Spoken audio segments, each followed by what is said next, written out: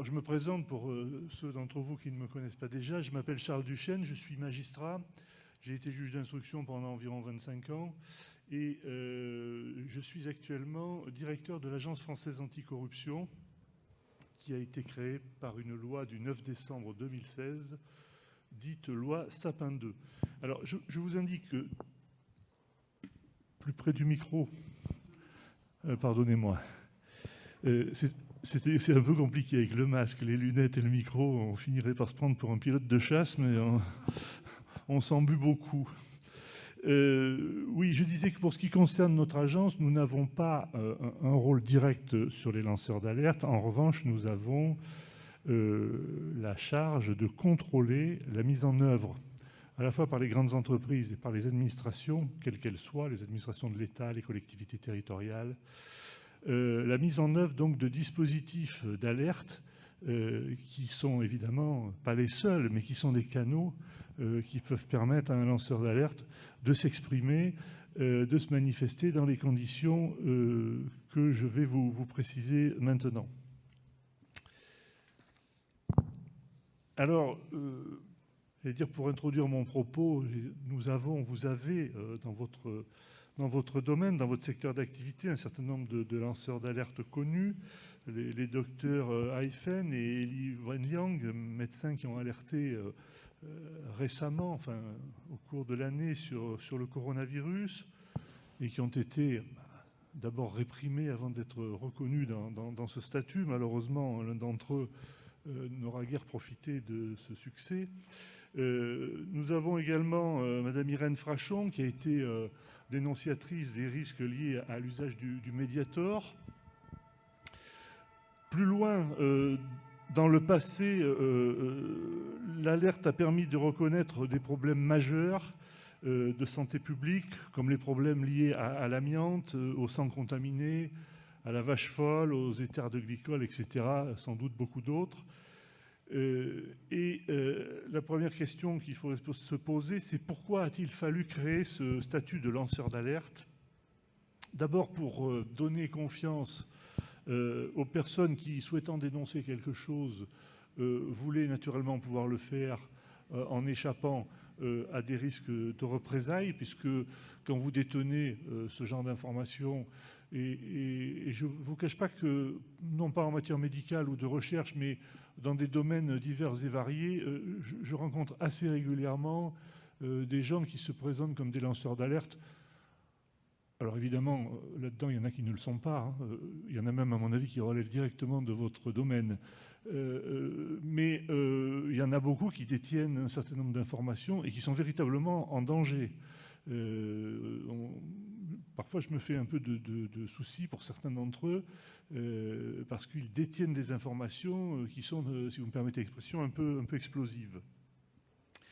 Il était important aussi de créer ce statut pour protéger les organisations publiques et les entreprises en permettant d'identifier et de stopper les comportements nuisibles tout en respectant un équilibre entre la défense équitable des personnes avec la défense équitable des personnes mises en cause. Ce que je veux dire par là, c'est qu'un responsable d'une entreprise, quelle qu'elle soit, privée ou publique, il ne peut pas être désintéressé, sauf s'il y participe lui-même et qu'il en est l'auteur naturellement, mais il ne peut pas être désintéressé par la mise en place d'une procédure qui lui permet d'accéder à cette information.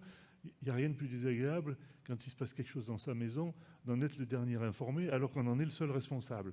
Donc c'est tout à fait important également de mettre en place des dispositifs qui permettent d'avoir ce recueil d'informations dans des conditions assez rapides. Et pour ce qui vous concerne, en tant que chercheur, vous pouvez être confronté à des comportements contraires à l'intérêt général, à des conflits d'intérêts, à des détournements de fonds publics, à de la corruption, mais aussi à des fraudes scientifiques ou à des comportements harcelants qui n'ont rien à voir avec, j'allais dire, la matière scientifique ou médicale, mais qui peuvent avoir des conséquences lourdes, à la fois pour ceux qui les subissent et pour ceux qui sont responsables des structures dans lesquelles ça se passe. Alors, qu'est-ce qu'un lanceur d'alerte ? Le terme français lanceur d'alerte a été inventé dans les années 1990. Il a été diffusé au début des années 2000 par le chercheur André Cicolella, lui-même lanceur d'alerte. Et la création de cette notion visait explicitement à la distinguer de celle de dénonciateur sincère ou de celle de délateur intéressé. Selon la loi du 9 décembre 2016 relative à la transparence, à la lutte contre la corruption et à la modernisation de la vie économique, dite Sapin 2 du nom du ministre, un lanceur d'alerte est une, je cite, personne qui révèle ou signale de manière désintéressée et de bonne foi un crime ou un délit ou une menace ou un préjudice grave pour l'intérêt général. Donc vous voyez, c'est extrêmement vaste. La définition est un peu différente pour le Conseil de l'Europe. Il s'agit pour ce Conseil de toute personne qui révèle des informations concernant des menaces ou un préjudice pour l'intérêt général dans le contexte de sa relation de travail dans le secteur public ou privé. En ce qui concerne les domaines d'intervention, les lanceurs d'alerte opèrent dans des domaines très variés, dans les affaires de santé publique, de dénonciation de la corruption, d'évasion fiscale, vous avez entendu parler de l'affaire LuxLeaks, dans le domaine de la surveillance de masse, l'affaire Edward Snowden. Et si l'on se livre à des comparaisons internationales, 60 États aujourd'hui disposent d'une législation de protection des lanceurs d'alerte. Les États-Unis d'Amérique connaissent un régime de lanceurs d'alerte très ancien, depuis une loi de 1777, enjoignant à, je cite, « toute personne travaillant au service des États-Unis de fournir toute information sur tout comportement immoral, toute fraude, tout abus d'autorité ». Puis une loi plus récente, mais encore très ancienne, de 1863, a permis à chacun d'intenter une action civile au nom du gouvernement fédéral contre un fraudeur au préjudice de l'intérêt général. Au Royaume-Uni, une loi générale de protection des employés qui dénonce des fraudes a été adoptée en 1998. Il s'agit du Public Interest Disclosure Act, le PIDA. Pour revenir à la France, le lanceur d'alerte est une figure, je dirais même plusieurs figures à différents visages, dont les contours se précisent depuis quelques années. Avant 2013, plusieurs lois ont prévu des procédures de lanceurs d'alerte dans des secteurs très différents, en garantissant à la personne qui est alertée sur un problème d'intérêt général la protection contre d'éventuelles représailles. Ce dispositif existait en matière de sécurité aérienne, en matière de lutte contre la corruption privée ou de sécurité du médicament notamment. Je fais là allusion aux lois du 13 novembre 2007 relatives à la lutte contre la corruption, à la loi du 29 décembre 2011 relative au renforcement de la sécurité des produits de santé et du médicament, à la loi du 16 avril 2013 relative à l'indépendance de l'expertise en matière de santé publique et d'environnement et à la protection des lanceurs d'alerte, à la loi du 11 octobre 2013 relative à la transparence de la vie publique et enfin à la loi du 6 décembre 2013 relative à la lutte contre la fraude fiscale et la grande délinquance économique et financière. Ces différents systèmes d'alerte étaient séparés et présentaient un certain nombre chacun présentait un certain nombre de particularismes dans la procédure à mettre en œuvre. Et un besoin s'est donc fait sentir d'abord de mieux définir le statut du lanceur d'alerte et puis surtout de créer des régimes plus généraux, en un mot de résumer tout ça et d'essayer de créer un dispositif un peu plus unifié. Alors la première date à retenir, c'est en 2013, la loi Blandin du 16 avril 2013, par laquelle le législateur intègre une définition partielle du lanceur d'alerte, mais limitée à la santé publique et à l'environnement. L'article 1er de cette loi dispose que toute personne physique ou morale a le droit de rendre public ou de diffuser de bonne foi une information concernant un fait, une donnée ou une action, dès lors que la méconnaissance de ce fait, de cette donnée ou de cette action lui paraît de nature à faire peser un risque grave sur la santé publique ou sur l'environnement. L'information qu'elle rend publique ou qu'elle diffuse, dit le texte, doit s'abstenir de toute imputation diffamatoire ou injurieuse.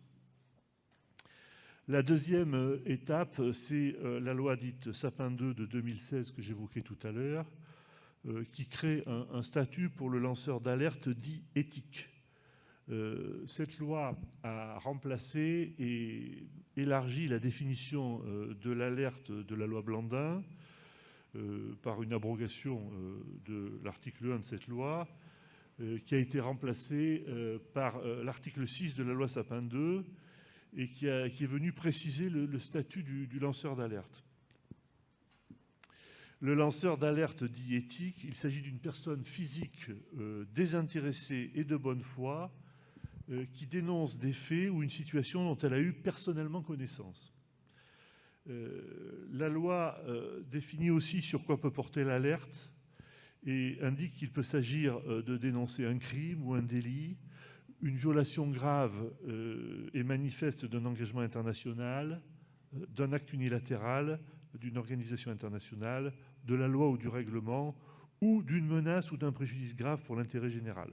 Le domaine est donc extrêmement large et englobe l'ensemble de ce que nous appelons, nous, des atteintes à la probité, c'est-à-dire les différentes formes de corruption, trafic d'influence, enfin je ne veux pas rentrer dans ce détail-là, ça n'a pas beaucoup d'intérêt, ainsi que, et là ça vous intéresse davantage, les atteintes à la santé publique ou à l'environnement.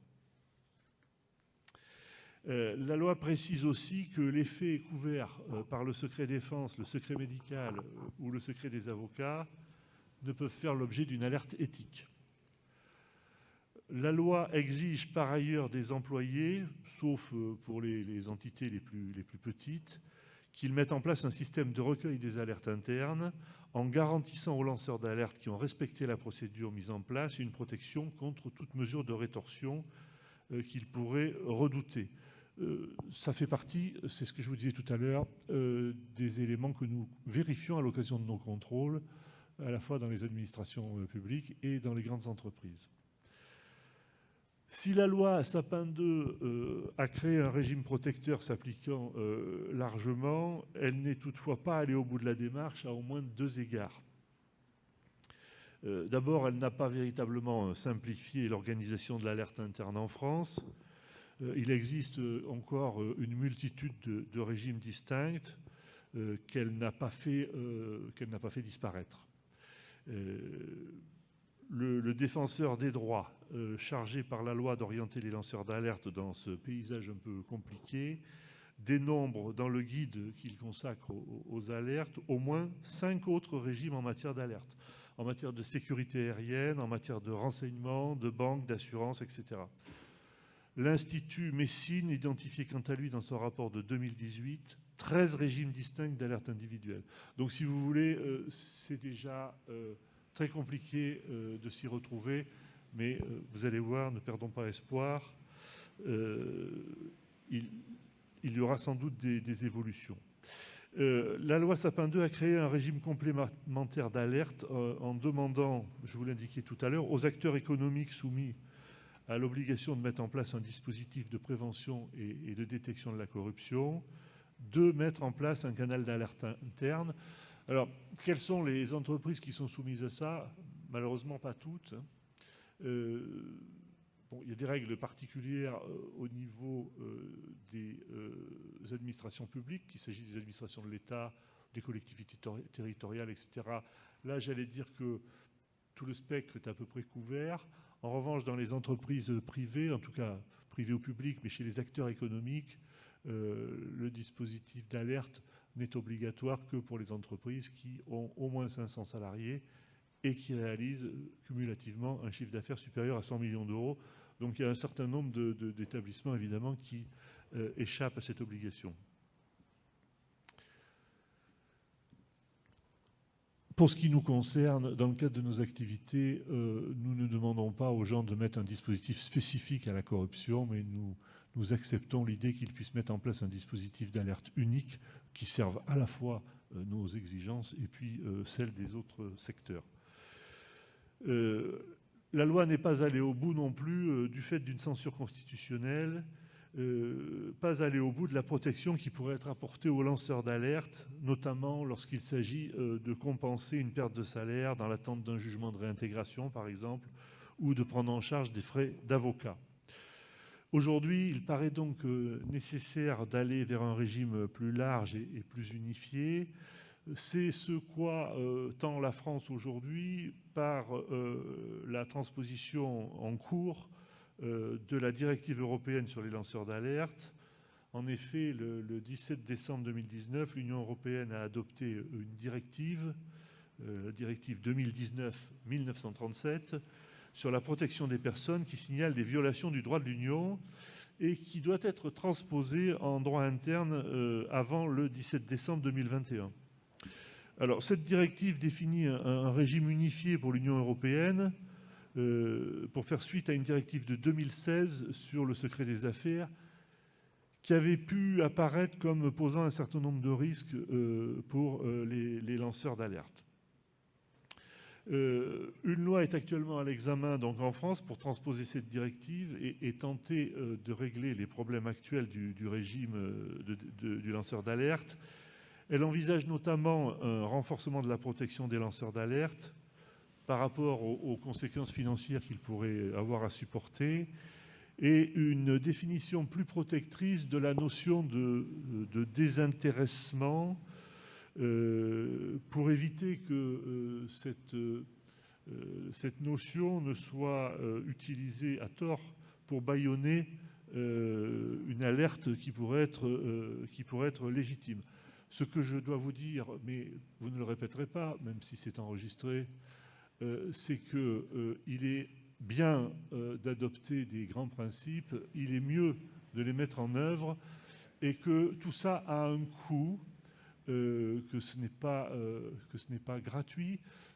Alors, je ne veux pas être excessivement polémique, mais vous avez des pays qui rémunèrent les alertes.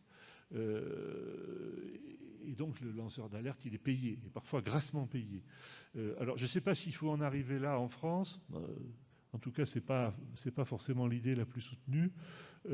Mais à défaut de rémunérer, il faut au moins faire en sorte que les gens ne perdent pas d'argent ou ne se retrouvent pas dans des situations épouvantables. J'ai reçu il y a à peu près 2 ans un homme qui m'a fait la meilleure impression et qui en tout cas n'était pas un imbécile et qui avait une vraie formation professionnelle, qui m'a raconté un certain nombre de choses. Moi, je l'ai écouté religieusement, mais comme je ne pouvais rien faire pour lui parce que mon rôle n'est pas d'enquêter, je l'ai orienté à la fois vers les autorités judiciaires et vers le défenseur des droits. Ce monsieur qui a eu la chance de ne pas mourir entre-temps est aujourd'hui sans travail alors qu'il a une vraie qualification professionnelle et qu'il me paraît totalement équilibré.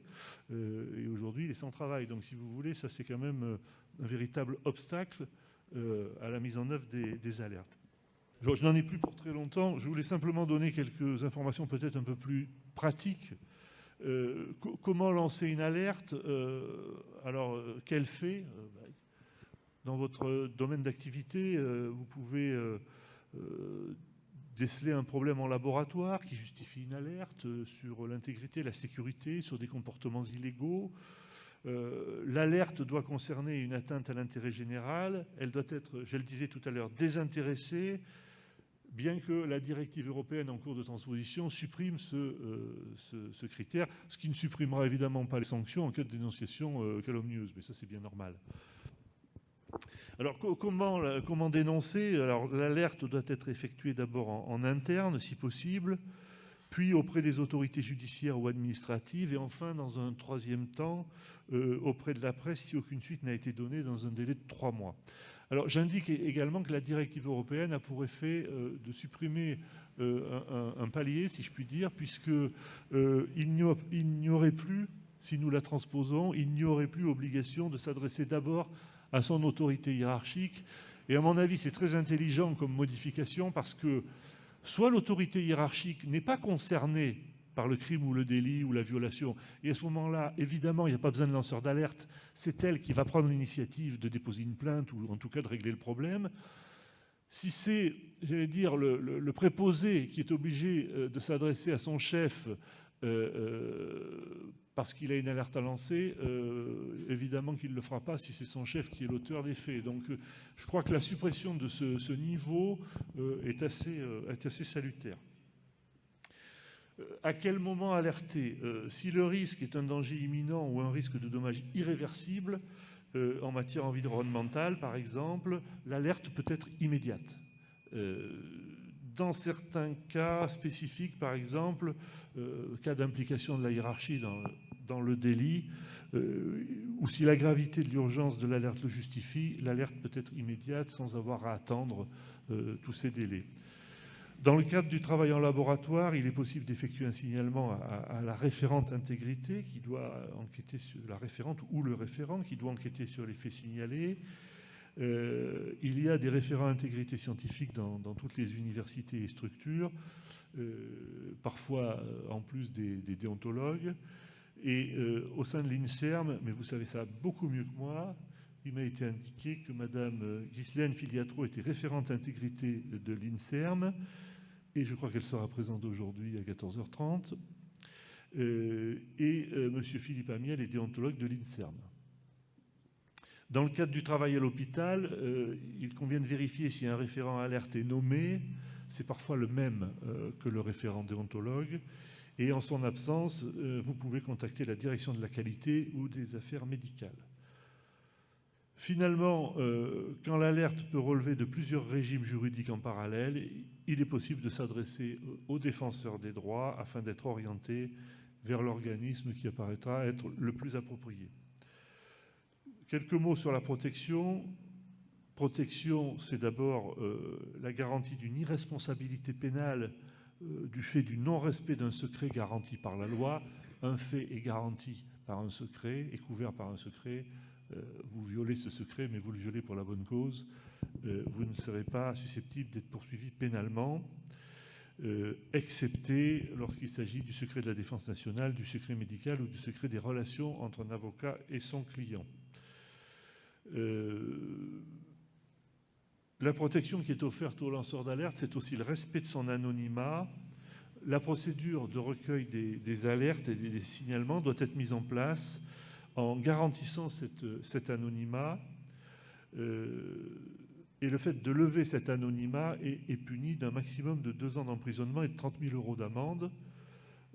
J'indique que l'anonymat est aussi garanti pour les personnes qui seraient susceptibles d'être visées par l'alerte, jusqu'au moment où éventuellement l'alerte débouche sur une plainte ou sur une procédure disciplinaire, mais la procédure garantit la même protection à toutes les parties. Garantie également d'une protection générale contre toute forme de discrimination dans la relation de travail, ce qui signifie qu'aucune sanction ou mesure discriminatoire, telle qu'un licenciement ou une mise à l'écart, rétrogradation, ne peut être prise à l'encontre d'un collaborateur qui a lancé une alerte interne. Et là, la loi opère une forme de renversement de la charge de la preuve, puisque dès lors qu'une personne conteste une mesure, par exemple de licenciement, qui a été prise par son employeur, si elle peut démontrer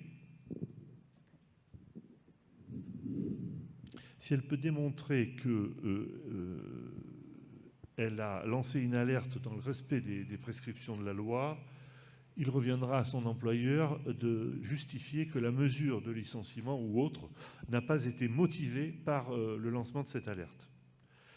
La directive de 2019 dont je parlais tout à l'heure prévoit des mesures de soutien renforcées qui n'existent pas aujourd'hui dans le droit français. En particulier des mesures d'information et de conseil complets et indépendants, une assistance juridique dans le cadre des procédures pénales et des procédures civiles, la possibilité d'une assistance financière et d'un soutien notamment psychologique des informateurs. Actuellement, nous n'avons qu'une orientation et une protection contre les représailles et qui est souvent bien tardive. Je ne sais pas ce que le défenseur des droits vous en dira, mais sans esprit polémique aucun, je pense qu'il conviendrait de renforcer ces capacités parce qu'on ne peut pas demander aux gens d'attendre de se retrouver devant le Conseil des prud'hommes ou d'être licenciés pour pouvoir commencer à bénéficier d'une protection. C'est mieux que rien, mais c'est un peu tard. Je l'indiquais tout à l'heure, les personnes visées par le signalement ont aussi droit à une protection, droit à un recours effectif, droit à se défendre évidemment. Même règle que pour les informateurs quant à la protection de la confidentialité. Et les États ont l'obligation de prévoir des sanctions pour les informateurs ayant sciemment signalé ou divulgué publiquement de fausses informations, et également de prévoir des mesures d'indemnisation pour les dommages qui pourraient en résulter pour les victimes. Voilà, il s'agit, pour conclure, évidemment, d'un élément important de détection. Là, c'est pas c'est un peu le pénaliste qui parle. On a trois modalités de détection des crimes et délits. On a la dénonciation, on a la confession, si je puis dire, qui est quand même assez rare. Et puis on a l'investigation. L'investigation, ça suppose d'avoir des moyens d'enquête extrêmement importants. Et dans des domaines où les choses ne se voient pas, ça voudrait dire qu'il faudrait aller faire des investigations partout et tout le temps pour trouver parfois quelque chose et souvent rien. Donc c'est difficile de vouloir fonder un système de détection sur l'investigation lorsqu'il s'agit d'infractions qui sont un peu occultes, un peu dissimulées. Donc il y a deux sources fondamentales d'information, c'est l'autodénonciation et le lancement d'alerte. C'est ce que la loi en matière de corruption, c'est ce que la loi du 9 décembre 2016 encourage, puisqu'elle a d'une part donc revu, corrigé le statut, le régime du lanceur d'alerte, mais qu'elle a par ailleurs mis en place une forme de justice transactionnelle, puisqu'elle permet par exemple aux entreprises de venir s'auto-dénoncer pour obtenir le bénéfice d'une transaction pénale, qui n'est pas un cadeau d'ailleurs, parce que les peines d'amende encourues sont extrêmement lourdes, bien plus lourdes que celles encourues devant les juridictions ordinaires. Mais l'idée étant de dire nous devons concilier deux impératifs un peu contradictoires, la nécessaire répression des crimes et des délits et la sauvegarde de notre économie, surtout dans un contexte de relance.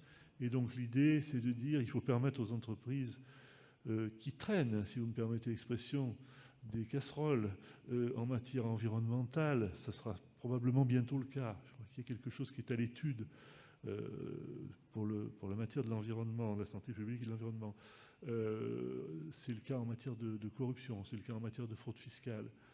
L'État a conscience qu'il ne peut pas tout découvrir tout seul et donc il amène les acteurs à venir transiger de sorte qu'ils payent des amendes qui sont souvent colossales, mais comme il n'y a pas de déclaration de culpabilité et pas d'inscription au casier judiciaire, ça évite de les exclure des procédures de marché en particulier ou des circuits, et ça permet une poursuite de l'activité économique avec des sanctions appropriées. Alors ça a fait lever les bras au ciel à certains qui ont vu là l'avènement d'une justice à deux vitesses, une justice ordinaire qui broierait les pauvres et une justice transactionnelle qui privilégierait les riches. C'est un peu faux parce que la réalité, c'est que jusqu'à ce jour, il n'y avait pas de condamnation contre ce type de structure et qu'il a fallu précisément attendre la mise en place de ce dispositif pour qu'on commence à avoir des sanctions sévères. On en a eu à l'égard de certaines banques, on en a eu une récemment à l'égard de Airbus en matière de corruption. C'est des affaires qui, il y a quelques années, n'existaient même pas. Donc je pense que c'est une bonne voie et c'est une voie qui va se développer très vraisemblablement en matière de santé publique et d'environnement. Voilà ce que je pouvais vous dire. Je vous remercie de votre attention.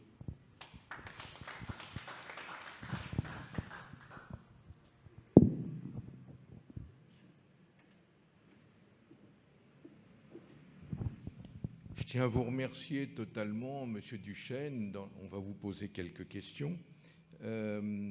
Mais ce thème, tel que vous l'avez présenté, on voit qu'il est en perpétuel remaniement, en quelque sorte, puisque vous parliez d'une loi en 2016, vous parliez ensuite d'une directive qui est actuellement en train de se construire, si j'ai bien compris, ou qui en 2019 a été édictée. Donc, voyez-vous, même ces éléments-là, nous ne les percevions pas alors que nous travaillons justement, et ça montre tout l'intérêt en définitive, et surtout ce que cette directive apporte, que ce soit pour la personne qui est amenée en définitive à faire cette alerte ou l'institution, quelle qu'elle soit, dans laquelle elle peut se trouver. Les universités dans lesquelles se trouvent des laboratoires de recherche ne peuvent pas du tout être exclus en fait de tout ce domaine, d'où l'intérêt, bien entendu, de vous avoir demandé cela. Je vais maintenant faire circuler un micro. Merci beaucoup, Charles, c'était très éclairant, merci. J'avais une question, pardon, il y a du Larsen un petit peu. Voilà, merci. J'avais une question, il y a en science un site qui s'appelle PubPeer. C'est un site qui a été créé par un chercheur américain. Le site est abrité en Californie, donc il dépend de la loi américaine. Le chercheur travaille en France, mais c'est un site qui dépend de la loi américaine. Et pourquoi je mentionne ça? C'est parce qu'il s'agit de critiques par des gens, chercheurs ou autres, d'articles scientifiques et qui parfois révèlent des fraudes dans des articles. Pourquoi je pose la question? C'est parce que la majorité des commentaires sont anonymes. Et ma question, c'était est-ce que cet aspect-là sort du cadre que vous exposiez sur l'anonymat et comment ça peut être perçu? En gros, n'importe qui peut faire un commentaire. Alors, c'est des commentaires scientifiques uniquement, hein, et c'est modéré de façon à ce qu'il n'y ait pas de problème de diffamation. Bon. C'est des commentaires scientifiques, mais anonymes. Et en fait, pourquoi ils ont rendu l'anonymat possible sur ce site? C'est simplement qu'ils ont eu un retour à l'origine de chercheurs, jeunes chercheurs, etc., qui considéraient qu'ils ne pouvaient pas faire ces commentaires de façon avec leur nom, simplement parce qu'ils avaient peur des rétorsions qu'ils pourraient avoir de la part de leur patron de labo, etc. Est-ce que ça se comprend aussi dans la loi française et comment est-ce que ça peut être interprété? Alors, si j'ai bien compris la problématique, on s'est posé la question, quand on a commencé nos activités en début 2017, on s'est posé la question de savoir, bon, la loi reconnaît la loi impose que le dispositif garantisse la confidentialité. Mais j'allais dire, c'est vis-à-vis des tiers, ce n'est pas vis-à-vis de ceux qui traitent de l'alerte. C'est-à-dire que l'idée, c'est qu'il y a une personne dans l'entreprise qui est chargée, ou deux ou trois, qui sont chargés de traiter l'alerte, et qui seuls devraient avoir accès à l'identité. Et on se disait que finalement, parce que vous savez, l'histoire marque fortement les esprits, et vous avez encore des gens qui vous parlent du régime de Vichy, je pense que dans 200 ans, on nous en parlera encore. Et nous, on s'est dit non, il faut admettre l'idée que quelqu'un puisse lancer une alerte en restant anonyme, y compris à l'égard du dispositif lui-même et à l'égard de ceux qui en assurent le traitement. Alors, on s'est dit que ça n'allait pas forcément plaire si on disait ça, parce qu'il y en a qui, évidemment, nous rappelleraient l'histoire, les dénonciations, etc. Mais on s'est dit que dans un certain nombre de cas, c'était un peu difficile de faire autrement, parce qu'en effet, il y a des gens qui ne prendront jamais le risque, surtout s'ils n'ont pas une confiance absolue en la personne qui traite l'alerte, qui n'auront pas le courage d'aller se dénoncer. Donc nous admettons qu'une alerte puisse être lancée de façon anonyme. Et nous invitons même les entreprises à mettre en place des dispositifs qui permettent de poursuivre le dialogue avec le lanceur d'alerte de façon anonyme, à travers une adresse mail quelconque, à travers une boîte postale, etc. Alors ceci dit, c'est un peu différent de ce que vous exposez, parce que nous, c'est anonyme, mais ça reste très confidentiel. C'est-à-dire que ça se passe entre un lanceur d'alerte anonyme et un référent alerte ou éventuellement une ou deux personnes qui vont être désignées, parce que s'il y a des investigations à mener, ce n'est pas forcément le référent alerte qui va pouvoir le faire tout seul, il va être obligé de s'appuyer sur des enquêteurs un peu plus... enfin, des enquêteurs, en tout cas des agents de l'organisation qui connaissent son fonctionnement et qui sont capables de mener une enquête interne. Moi, ce que je redoute un peu quand on peut faire des commentaires en restant anonyme, c'est que, à mon avis, une fois sur deux, ça doit confiner à la diffamation, parce que y a ceux qui sont jaloux de ne pas avoir été retenus, il y a ceux qui veulent nuire à leurs collègues, il y a ceux... Donc, autant moi j'encourage le recueil d'alertes anonymes dans un dispositif hermétique comme celui-là, autant sur un site. C'est parce que comment se défendre après de ça? C'est compliqué quand on a été... Oui, pardon, j'ai oublié une notion importante, c'est que la personne qui est, entre guillemets, attaquée sur un article, bien sûr, peut répondre tout de suite et il est contacté immédiatement par email, hein, il ou elle est contacté par email et peut immédiatement faire une réponse sur le site pour répondre au problème. Mais il n'empêche qu'il reste des traces. Merci beaucoup de votre intervention. J'ai deux petites questions. Tout d'abord, quelle est la différence entre l'autodénonciation et la confession? Et deuxièmement... Ah d'accord, parce que vous avez utilisé... Ouais. D'accord. Et deuxième question, quand nous, on réfléchit là autour de l'intégrité scientifique, on parle aussi de prévention. Alors, dans votre expérience, est-ce que c'est la transparence qui permet une meilleure prévention ou est-ce que c'est la menace par des peines lourdes? Merci de cette deuxième question. Je vous parlais tout à l'heure d'autodénonciation ou de confession, c'est-à-dire que c'est un...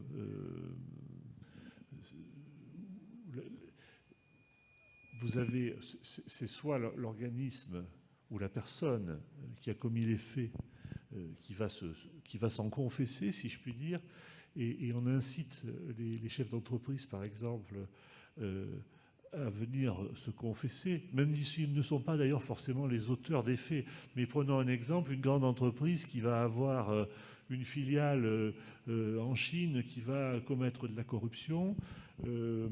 Si cette grande entreprise s'en rend compte à un moment ou à un autre, eh bien on dit aux dirigeants, venez vous confesser. N'attendez pas que d'autres juridictions, que les Américains ou autres vous tombent dessus, parce qu'à ce moment-là, de toute façon, nous, on se réveillera et on s'associera à eux pour vous poursuivre. Donc autant venir vers vos juridictions naturelles, la dénonciation étant plutôt le fait d'un tiers, si vous voulez, intérieur ou de l'intérieur ou de l'extérieur de l'entreprise. Pour le reste, vous me demandiez en gros si la meilleure prévention, c'était pas la répression. Alors si, ça j'en suis convaincu, mais c'est pas à la mode aujourd'hui. Il ne faut pas sanctionner aujourd'hui, c'est pas bien. Tout le monde est beau, tout le monde est gentil, il ne faut surtout pas sanctionner. Vous ne pouvez plus parler, vous ne pouvez plus penser, mais vous ne pouvez pas être sanctionné si vous commettez un délit. Sauf peut-être si vous êtes dans une catégorie particulière, mais sinon non. Alors oui, évidemment, la sanction est nécessaire. Je pense que la sanction, elle a un effet d'exemplarité. C'est pas moi qui l'invente. Hein. Depuis toujours, on dit que la peine a un effet dissuasif. Pour autant, il faut être lucide. Comme je le disais tout à l'heure, ce sont des choses qui ne se voient pas. Donc vous ne pouvez pas miser une quelconque forme de régulation sur des choses qui ne se voient pas par la répression. Parce que vous allez taper de temps en temps, mais ça ne sera pas assez pour être dissuasif. Donc il faut trouver le juste équilibre entre la répression, la poursuite, la sanction et la prévention. Et cette prévention, elle se fait de différentes façons. Alors vous parliez de transparence. La transparence, ce n'est pas une fin en soi. Et ça, il faut bien le comprendre. Parce que là aussi, aujourd'hui, on vous parle de transparence comme si ça allait tout régler. Vous allez vous promener tout nu, on saura exactement combien vous avez sur votre compte bancaire, là où vous avez un certain nombre de choses. Moi, je trouve que ça, c'est un peu fou, si vous voulez. C'est un peu fou parce que nous avons la chance de vivre dans un pays qui est relativement sûr, mais dans certains pays, le jour où l'on sait que vous avez un compte bancaire, que vous êtes propriétaire d'une voiture ou d'une maison, vous vous faites tuer. vous vous faites kidnapper et vous vous faites tuer. Donc il ne faut pas que la transparence, ça devienne une finalité. La transparence, c'est un outil.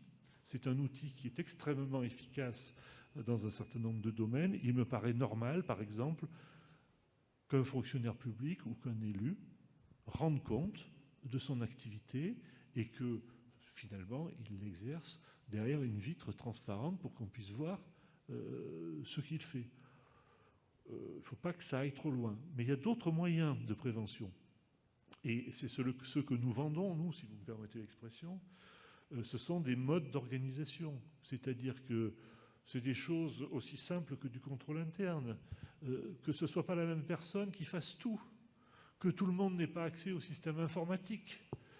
Si vous êtes salarié, que vous n'arrivez jamais à l'heure, que vous badgez et que vous avez la main sur le système informatique pour corriger, pour dissimuler vos mauvais agissements, ça ne peut pas fonctionner. Donc l'idée, nous c'est ce qu'on propose, c'est de réfléchir, chacun dans son domaine d'activité, par processus, c'est-à-dire qu'est-ce que je fais ? Moi je vends des médicaments, moi je les fabrique, on réfléchit et à chaque étape du processus, où peut se loger le risque. Et à partir de là, quand on a identifié ces risques, on les classe, on les hiérarchise, parce qu'un risque ne doit pas être traité comme un autre risque. Il y a des risques qui sont plus importants par leur impact ou par leur occurrence que d'autres qui sont beaucoup plus marginaux, qui vont se produire une fois toutes les morts d'évêques. Cela, ce n'est pas la peine de les traiter. Par contre, il faut bien hiérarchiser et prendre ce qu'on appelle des mesures de remédiation, c'est-à-dire on n'arrête pas une activité parce qu'elle est risquée, sinon on ne fait plus rien, on ne se lève même plus le matin. Mais on doit gérer ces risques, c'est-à-dire qu'on doit mettre en œuvre des moyens raisonnables et proportionnés, naturellement, pour essayer de passer d'un risque brut à un risque net. Voilà. Et à partir de là, quand on a bien fait tout ce travail-là, eh bien on fait de la formation, on sensibilise les gens sur les risques, pour qu'ils connaissent leurs risques. On prend ceux qui sont les plus exposés et on leur explique que quand on vend des médicaments ou quand on fait je ne sais pas quoi, on peut être exposé à tel ou tel type de risque. On leur demande de mettre en place un système d'alerte. On leur demande de rédiger un code de conduite qui fait apparaître de façon très concrète les risques propres à l'activité et les comportements à proscrire ou les comportements à adopter face à tel ou tel risque. On leur demande également de mettre en place des contrôles internes, des contrôles comptables, mais également du contrôle interne en général. Et c'est très efficace, mais pas simplement sur le plan éthique, c'est aussi efficace sur un plan économique. Quand vous mettez du contrôle interne, vous vérifiez d'abord l'efficacité de vos procédures.